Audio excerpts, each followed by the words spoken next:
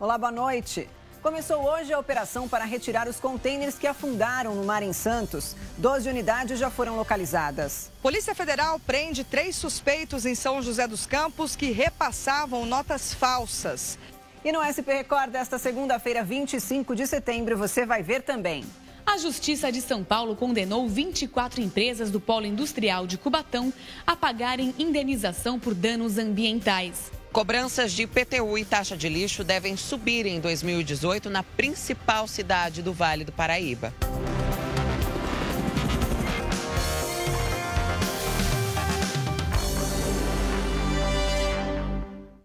A gente começa o SP Record de hoje com a condenação de 24 empresas do Polo Industrial de Cubatão. A ação foi proposta pelo Ministério Público Estadual há mais de 30 anos por danos ambientais causados à região. Essa sentença é considerada histórica. Quem tem os detalhes pra gente é a Carolina Iannelli. Cubatão manteve uma imagem negativa por décadas e não é infundada. A cidade já foi considerada a mais poluída do Brasil pela ONU, Organização das Nações Unidas. O polo industrial começou a ser instalado na década de 50 e com ele vieram os danos ambientais.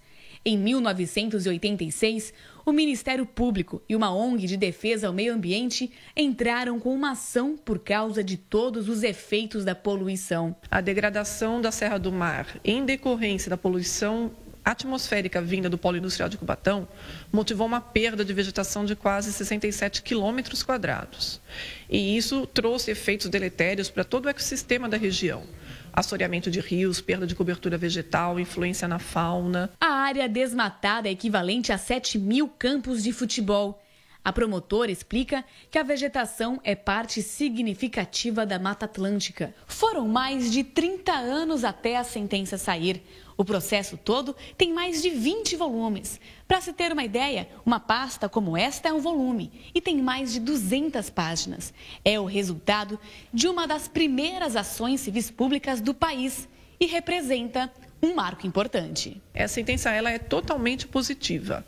Primeiramente porque ela reconhece a responsabilidade de todas as empresas do polo de modo igualitário pela reparação do dano, ou seja, ela reconhece que a responsabilidade é objetiva, ela decorre do dano, independentemente de ser provado a culpa de cada um em particular. As 24 empresas condenadas podem recorrer e não existe previsão para que o pagamento seja realizado. Os valores da indenização ainda não foram calculados. Por nota, o Centro de Integração e Desenvolvimento da Baixada Santista, que representa as empresas associadas e integrantes do Polo Industrial de Cubatão, informa que vai analisar a situação para esclarecer os pontos levantados na decisão. Ainda segundo a entidade, as empresas promoveram diversos investimentos de caráter ambiental na região da Serra do Mar nos últimos anos.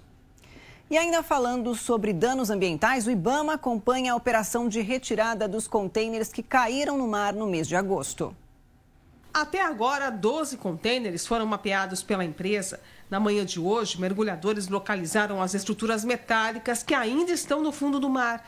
Mas as boias usadas para a sinalização saíram do local, o que atrapalhou o trabalho. Agora as equipes tentam confirmar esses pontos. O objetivo era tirar o primeiro contêiner hoje, mas ele estava preso em cima do outro e os dois vão ser retirados nesta terça-feira. No dia 12 de agosto, 46 contêineres caíram do navio que aguardava para atracar no Porto de Santos. Diversos produtos e parte das estruturas metálicas apareceram em praias da região. As causas do acidente ainda são investigadas pela Capitania dos Portos. E a gente muda de assunto porque 3 pessoas são presas suspeitas de distribuir notas falsas na região. Elas fazem parte de uma quadrilha investigada pela Polícia Federal. A estimativa é que o grupo conseguia produzir até R$40 mil por dia em notas falsificadas. Na sede da Polícia Federal, em São José dos Campos, parte da quadrilha responsável pela fabricação e distribuição do dinheiro falso. A polícia apreendeu mais de R$200 mil em cédulas falsas. Dos 14 presos na Operação Moneda, 3 moram em São José dos Campos. Em depoimento, eles confessaram o crime e disseram que compravam as notas falsificadas em São Paulo. Pagavam na proporção de 5 por 1. Então, eles davam uma cédula verdadeira e recebiam 5 falsas. Por exemplo, davam uma cédula de R$50 verdadeira e recebiam 5 cédulas de R$50 falsa. O esquema foi descoberto depois que uma vítima aqui de São José dos Campos vendeu um celular pela internet.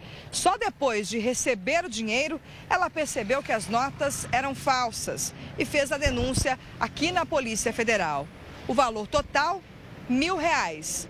Todas notas falsificadas. Procuravam produtos anunciados na internet, iam até a residência das pessoas, pegavam esses produtos e usavam a cédula falsa para fazer o pagamento. Descobrimos 3 suspeitos aqui na região justamente de adquirir cédulas falsas em São Paulo, na região de Guarulhos mais especificamente, e distribuí-las aqui em São José dos Campos e Jacareí e Caçapava dessa forma. As investigações começaram em outubro do ano passado. Desde então, já foram identificadas pelo menos 12 vítimas. A fabricação das cédulas era feita em uma casa em Mogi das Cruzes. Os policiais descobriram que o grupo enviava notas falsas até para outros estados do país. Esse pessoal estava remetendo cédulas pelos correios, inclusive para fora do estado, para Rondônia, Paraíba, Rio de Janeiro. Nós identificamos remessas e apreendemos. A estimativa é de que por dia os equipamentos tinham capacidade de produzir R$40 mil. O trabalho da polícia deve ser concluído em 15 dias. Os presos vão responder por associação ao crime e moeda falsa e podem pegar até 12 anos de prisão. Toma cuidado na hora que recebe cédula, principalmente de pessoa desconhecida ou mesmo no comércio, verificar se as cédulas forem do mesmo valor, verificar se o número de série não é repetido, porque os elementos de segurança muitas vezes é difícil você perceber que através deles que a cédula é falsa, justamente porque a qualidade dessas falsificações melhorou muito. Olha, a bebê de 3 meses morre com suspeita de meningite em Taubaté. Nós vamos falar ao vivo com a Mônica Arruda, que tem detalhes para a gente. E eu queria saber, Mônica, quando deve sair a confirmação desse caso? Boa noite para você. Oi, Fabiana, boa noite a você e a todos que nos acompanham. Pois é, Fabiana, a Vigilância Epidemiológica de Taubaté colheu amostras de sangue do bebê e o resultado dos exames deve sair em 30 dias. Esse bebê de apenas 3 meses, primeiro foi levado para uma unidade de pronto atendimento e depois foi transferido para o pronto-socorro infantil do hospital universitário da cidade. E se for confirmado, esse pode ser o primeiro caso de morte esse ano em Taubaté e o segundo caso da doença, no caso meningite bacteriana esse ano, porque em janeiro um homem também teve, mas ele conseguiu se tratar e está curado. Além da meningite bacteriana, no ano passado, ou melhor, nesse ano já são 4 casos da meningite do tipo viral e no ano passado foram 6 casos, né? E a meningite, para quem não sabe, é uma inflamação na membrana do cérebro e também na medula espinhal e ela pode ser causada por bactérias, fungos e também, como a gente falou, por vírus. Existem vacinas para a prevenção de alguns tipos e entre os principais sintomas estão febre, dor de cabeça e também na nuca. Existe tratamento, mas como a gente sabe, pode matar, ou seja, então quem tiver esses sintomas, a recomendação é correr para o médico para começar o tratamento o quanto antes. Fabiana. Tá certo, Mônica, obrigada pelas informações. Lamentável aí a morte desse bebê. Boa noite para você. E a gente volta daqui a pouco com um quadro novo no SP Record, De Olho, que mostra os problemas aí do seu bairro. Fique com a gente.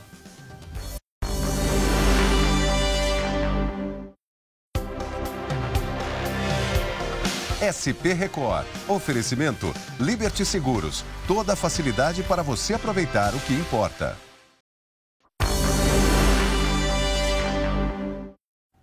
Estamos de volta para mostrar o problema aí do seu bairro. É o quadro SP Record de Olho. Um espaço para você participar enviando vídeos ou fotos e contar para a gente as dificuldades que você enfrenta ou encontra. O nosso WhatsApp é o 13997206222. Nesta semana, um morador do Jockey Club em São Vicente enviou para a redação várias fotos mostrando a situação do bairro. Vamos ver.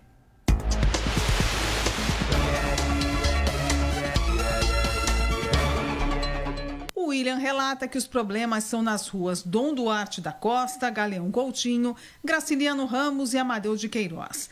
Tem buraco, esgoto a céu aberto, vazamento de água, falta de asfalto e limpeza, tampa de boca de lobo quebrada. Inclusive, não precisa nem chover para a rua ficar dessa maneira, com inundações. Mal dá para andar por lá. Ele afirma que o bairro Jockey Club está sem manutenção há meses e os moradores não aguentam mais conviver com isso. Eles dizem também que o prefeito prometeu melhorias no início do governo, mas até agora nada teria sido feito. A população já fez até um protesto fechando a rua, mas a administração municipal fez apenas uma pequena limpeza, que até agora não adiantou. Difícil, né? Para falar sobre esses problemas, nós vamos até a porta da Prefeitura de São Vicente conversar com o secretário de Desenvolvimento Urbano e Manutenção Viária, o Léo Santos. A Valéria Chagas está por lá e o secretário vai falar para a gente se já tem um retorno para os moradores, né, Valéria? Boa noite para você. Oi, Fabiana, boa noite a você e a todos que nos acompanham. Pois é, Fabiana, estamos aqui justamente para cobrar uma resposta da Prefeitura. O secretário Léo Santos já está aqui ao meu lado e ele estava me dizendo o seguinte, vamos por partes aí então. Com relação, secretário, a esses problemas, né, de dragagem, a gente viu a rua alagada mesmo sem ser um dia de chuva. Isso é um problema que vai ser resolvido a médio e longo prazo? Boa noite. Tem que separar as demandas.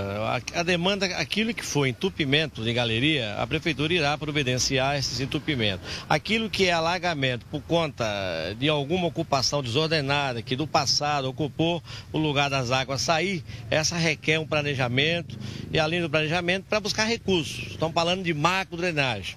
E a macro-drenagem ela precisa ser acompanhada para resolver esse problema pontual. Muitas das vezes você precisa da questão habitacional. Precisa remover as famílias e você precisa então ter casa, apartamento para você transferir essas famílias. Agora, tudo que a gente poderia fazer aqui administrativamente, a prefeitura fez. A prefeitura está planejando, a prefeitura está buscando recursos de várias áreas do governo federal e estadual. Como, por exemplo, nós vamos começar agora uma série de ruas da cidade, entre elas a Galeão Coutinho, porque é recapeamento asfáltico. Por exemplo, até o final do ano a gente espera estar resolvendo essa questão.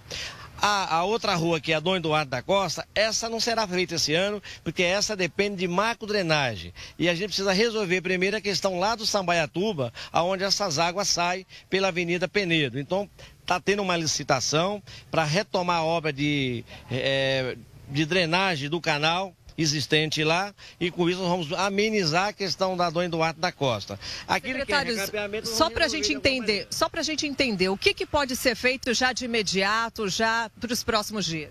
O que a gente já vem fazendo. Já começamos pela Penedo, o recapeamento asfáltico da Penedo. Nós vamos agora, se Deus quiser, até o final do ano, resolver Salgado Filho, Galeão Coutinho e assim diversas vias importantes da cidade. Aquilo que não depende de grande macro-drenagem. O que depende de grande macro-drenagem, nós estamos jogando para o Desenvolve São Paulo, que é um outro financiamento que a Prefeitura está buscando, junto ao governo do Estado, para que a gente consiga fazer em diversos pontos da cidade essas obras necessárias para resolver a questão dos alagamentos. Tá certo. Até o final do ano, então, a gente vai verificar essa situação junto com o Jockey Club, essas obras de imediato aqui que o secretário falou, né, o recapeamento, isso tudo que é uma demanda mais rápida, né, secretário? Então, até o final do ano a gente confere isso. E com relação a essas obras de macro-drenagem, que é uma coisa mais demorada e que depende ainda de recursos, a gente também vai ficar em cima, vai ficar de olho para que essas obras aconteçam. Fabiana. Isso mesmo, Val. Obrigada pelas informações aqui no SP Ecora. A gente continua acompanhando esse caso aí dos moradores do Jockey Club. E olha, moradores da Vila Santa Casa em Santos ajudam a apagar um incêndio dentro de uma casa na comunidade. Por pouco, o acidente não se transformou numa tragédia.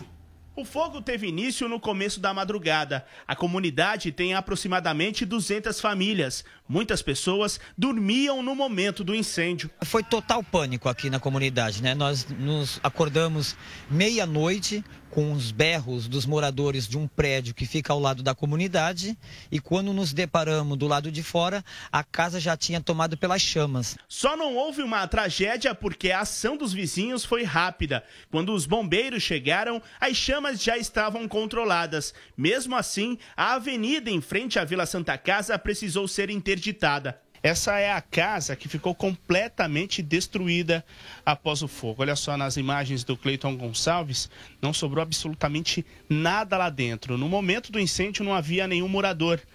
Então, os próprios vizinhos foram aí combatendo as chamas do jeito que eles podiam. Cada um pegaram balde, pegaram caneca, o que podia fazer e jogaram água para tudo que é lado e começou a apagar o incêndio. Quando o bombeiro chegou, já estava acenado tudo. Há pelo menos um ano, quem mora aqui vive a expectativa de mudar para este prédio. Mas a obra orçada pelo governo do estado em mais de 17 milhões de reais está atrasada. Sem previsão de ir para o novo endereço, o futuro de cada um que mora na Vila Santa Casa continua incerto. Não dá para esperar mais tanto tempo, ainda o ano que vem, podendo ficar pronto, poderia a gente mudar, né? Nós não sabemos dia, data, momento, horário, nada. Então isso daí é complicado. A CDHU nega o atraso nas obras das 133 unidades do empreendimento Santos T. As moradias serão entregues no primeiro trimestre de 2018 às famílias da comunidade Santa Casa. Informa ainda que o projeto da construção do conjunto foi feito pela Coab Santista, mas a companhia precisou readequá-lo antes do início das obras. A discussão entre terminais portuários e os estivadores do Porto de Santos continua. A polêmica é em relação ao modo como a mão de obra vem sendo aproveitada pelas empresas. Agora, um entendimento diferente sobre uma decisão judicial voltou a acirrar o debate. É uma discussão bem antiga. Um acórdão de 2015 exigiu que os terminais contratassem 75% de trabalhadores registrados e os outros 25% ficassem como avulsos. Os estivadores defendem a contratação chamada 50-50, ou seja, que metade do serviço em empresas do porto seja feita por estivadores avulsos e a outra metade por estivadores com vínculo empregatício. Traz a paridade, como manda a lei. Nós vamos ter mais mão de obra avulsa sendo requisitada, haja visto que a aplicação do acórdão lesou os trabalhadores, trouxe prejuízo aos trabalhadores, e nós queremos, inclusive, mover uma ação de ressarcimento desde o primeiro dia que foi aplicado. Mas, ainda segundo o presidente do sindicato, uma decisão do Tribunal Superior do Trabalho derruba esta ordem. Os estivadores são contratados pelos terminais portuários de contêineres para carregar e descarregar mercadorias dentro dos navios. E desde quando começou essa discussão, já foram várias porcentagens estipuladas quanto à forma de se contratar. Quando a porcentagem foi de 66% para as empresas, mais de 1.800 estivadores ficaram sem trabalho pelo esquema de contratação avulsa. Por isso, eles acreditam que esta forma é mais compensadora. Nós não chega nem a 200 estivadores vinculados nessas empresas. E elas querem trabalhar com mais mão de obra vinculada em detrimento da mão de obra avulsa. Por outro lado, o coordenador da Câmara de Contêineres diz que a decisão é de um processo antigo e não é válida porque foi votada pelo vice do TST. É um outro processo que não fala em nenhum percentual, ele não diz que tem que retornar para 50%, ele é um despacho de processo diferente que não tem nenhum poder de alterar nem o acórdão e nem o despacho do presidente. E no próximo bloco tem a previsão do tempo para esta terça-feira. E vamos falar sobre 2 aumentos para o próximo ano. O da taxa de lixo e do IPTU, que foram aprovados pela Câmara de Vereadores de São José dos Campos. A gente volta já já.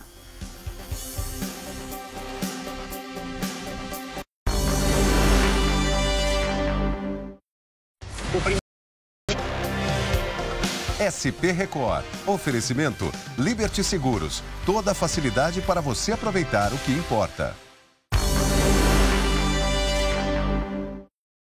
E o SP Record está de volta. Vamos conferir agora a previsão do tempo para esta terça-feira. Na Baixada Santista, terça-feira vai ser de temperaturas altas no início da manhã e com pancadas de chuva no fim da tarde. Em Santos, com a mudança de tempo, as temperaturas devem variar entre 20 e 28 graus. Já no Vale do Paraíba, o dia fica ensolarado, com poucas nuvens e sem previsão de chuva. Em São José dos Campos, a mínima é de 14 graus e a máxima de 29. Em Silveiras, friozinho pela manhã com 12 graus, mas durante a tarde os termômetros chegam aos 27. No Vale do Ribeira, terça-feira vai ser de sol, com muitas nuvens durante o dia e períodos de céu nublado à noite. Em Iguape, a mínima é de 17 e a máxima de 25 graus. E o secretário de Cultura de Santos, Fábio Nunes, o professor Fabião, acaba de pedir afastamento temporário do governo.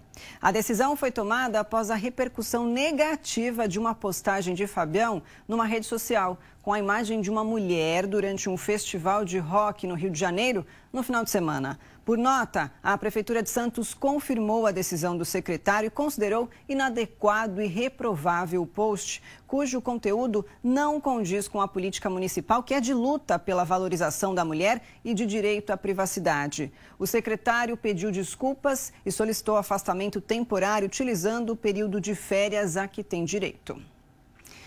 A taxa de lixo e o IPTU devem ficar mais caros em 2018 em São José dos Campos. O projeto foi aprovado pela Câmara e encaminhado para a Prefeitura. Nas ruas, a insatisfação com os reajustes é unânime. Viver em São José dos Campos deve custar mais caro a partir do ano que vem. É que uma pauta com a previsão de aumentos nas taxas de lixo e IPTU foi aprovada na Câmara e já está nas mãos do Executivo. O valor mínimo da taxa de lixo anual aqui em São José dos Campos vai ser de R$ 43,50 e o IPTU deve subir quase 10%. O atual governo explica que está pautado na lei orgânica do município, mas a oposição argumenta que a revisão da lei não obriga aos aumentos dessas taxas. A taxa de lixo, ele não tem a obrigatoriedade de você fazer revisão de 4 em 4 anos. Isso aí foi uma decisão da Prefeitura. Tem imóveis hoje, de alto padrão, que paga R$140, R$150. Então, eles vão ter desconto e descer para 75.